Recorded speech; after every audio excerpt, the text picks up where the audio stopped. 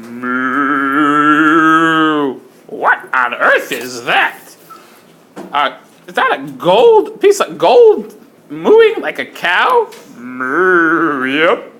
It's me, the golden calf. Moo. Everybody blames me for everything. Moo. I am the idol that the Jewish people served when Moshe was up on Har Sinai, back in Perek Lamed Bet, chapter 32 of the book of Shemot. Why would they serve you a golden moo? A golden cow or calf. Calf is a baby bull or baby cow. I am just a piece of gold, and those foolish people were bowing to me. And this is how the story unfolded. You see, Moshe Rabbeinu had gone up to the top of Mount Sinai to receive the Torah from Hashem. And Hashem was speaking to Moshe on the top of Mount Sinai in the cloud, giving him the Luchot, giving him those 10 commandments, the Luchot. And all of a sudden, the Jewish people were counting. It was supposed to be 40 days, but they saw that Moshe was not coming down, and the simple reason was because Moshe still was supposed to come up the next day. The people counted wrong. They counted from the day Moshe went up, but that wasn't the full day. They should have counted from the next full morning when Moshe was on the mountain. And the people started to bother Aaron and say, Aaron, we need a God. We need a God. Help us. Moshe passed away. He's up in the clouds. He's not coming down. Aaron, of course, was not going to let them make any false gods, but he didn't know what to do. The people were bothering him, and they had even killed someone who stood in their way. So Aaron told them, bring me your gold and jewelry of your wives, and your special rings, your diamond rings. And Aaron figured, that will get them, because they're not going to be able to get their wives to bring it. But the people didn't care. They actually ran, and they brought their own gold. And they had the Erev Rav, those Egyptians who came out of Mitzrayim. They took the gold and they threw it in a fire that they made, and they threw all the gold in there, and out came a calf. Through magic, through sorcery, they made a golden calf. And this golden calf came out, and all the people started dancing around and bowing to it. And Aaron said, oh, brother, come back the next morning. Let's wait till tomorrow. We'll build an altar and we'll sacrifice to the golden calf. He was hoping to push the people off until Moshe came back. But the people, they got up early and they offered sacrifices to the golden calf.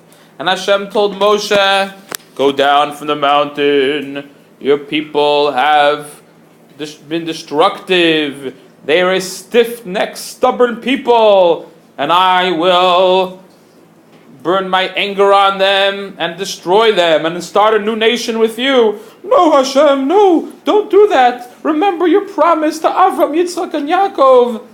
And Hashem finally agreed to Moshe not to destroy the Jewish people. But now Moshe had to go down the mountain and deal with those troublemakers. And so Moshe came down the mountain, and when he came down, he saw the people with their golden calf, and he took the luchot, and he threw them on the ground. Smash!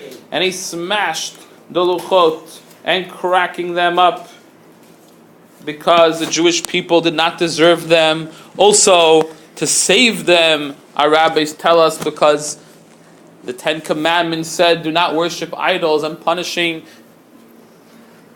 for worshiping idols would be death. And Moshe did not want them to die, so he threw down the luchot in anger. And then Moshe told Aaron, what have you done to this people? And Aaron told him what the people had forced him.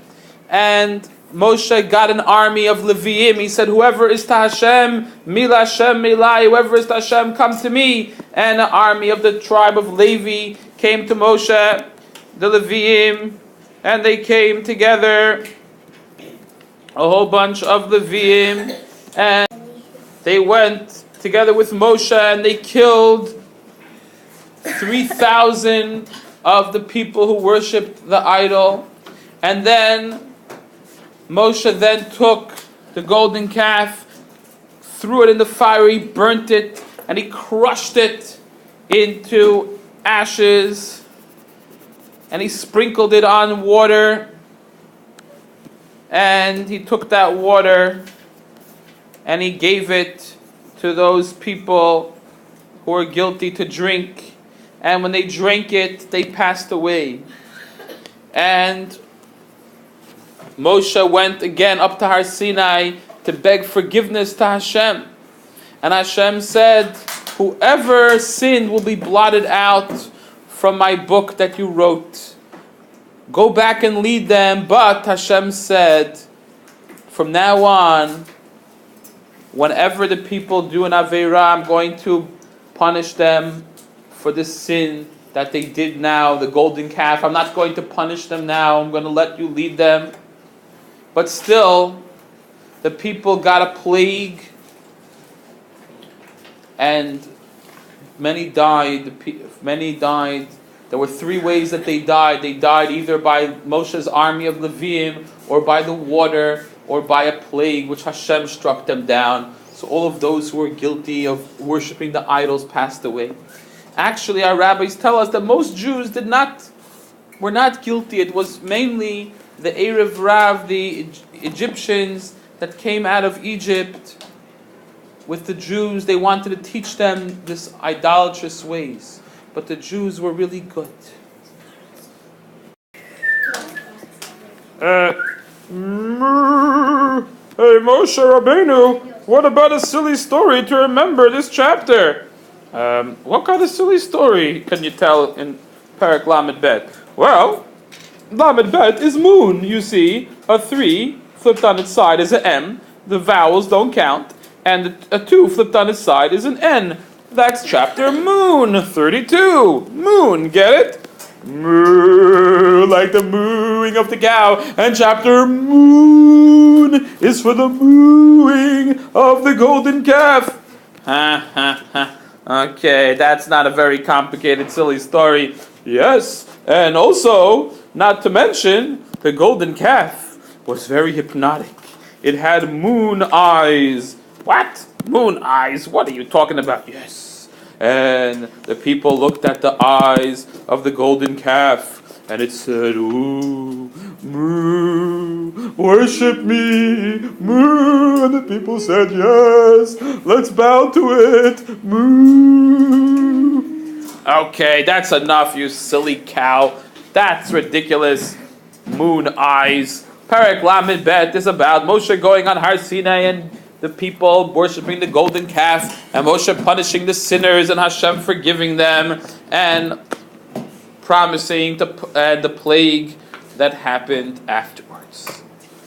Well, I still think it's about my moon eyes. Thank you for watching.